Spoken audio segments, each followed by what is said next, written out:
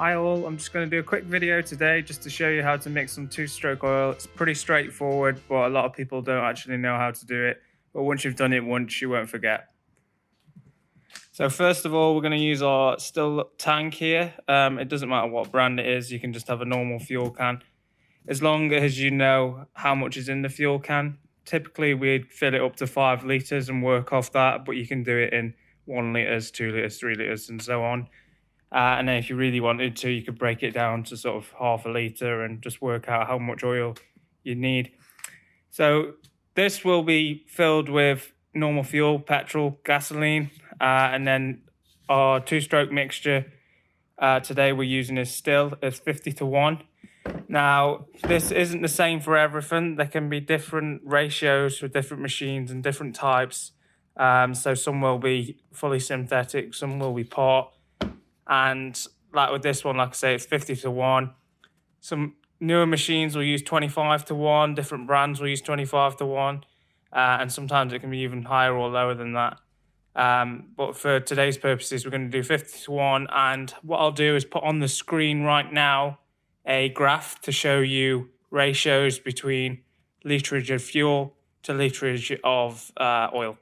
And then you'll know how to work out for yourself. So what we're going to do is we're going to be working off 5 litres in this tub. So with this handy little tub here, we can see that 5 litres is 100 ml of two-stroke oil, which is the top line. So what you want to do is you just unscrew the little right-hand side and then you give it a squeeze. Obviously, I can't do it right now because I can't. You sort of need 2 hands, but you get the idea. We'll do that, and then I'll cut back to you in a second. So as you can see here, we have 100 ml of two-stroke oil, and now we're going to put that straight into the tank before we put any fuel in. And now we do that just because as we're putting the fuel in, it does help mix it up a bit. You can put it in afterwards, but you just have to make sure you give this tank a real good shake. Yeah, ignore this side because this is chainsaw oil. This is like a combi fuel tank, so you can take it out in the field. You'd normally put your little spanners and stuff in there in case you needed them. But what we're going to do now is we're going to go ahead and pour this in there. Pour it all in, make sure it doesn't have to be super perfect as long as you're pretty much thereabout and you're not leaving shed loads in there. You should be okay. And then make sure you put your cap on, of course. Now, the two-stroke oil, what we should do is anytime we're doing stuff like this is actually work inside of a container. So in that way, if there's any spillages, it's nice and contained. You don't have to worry about cleaning up everywhere. You know, you're just cleaning up in this little area. But for the purpose of the video, I just wanted to show you outside. Just because it's two-stroke oil, I've got some spill kit here to the side of me, just in case we needed to clean it up. It's also important to wear some protective gloves because obviously fuel and oil, they are chemicals and they can burn and irritate skin. So just something to keep in mind. I know not all of us do it, but it's part of the regulations. So what I'm going to do next actually is going to fill this up. I won't record it, but I'm just going to fill it up to the 5 litre line just here, and then we'll go from there.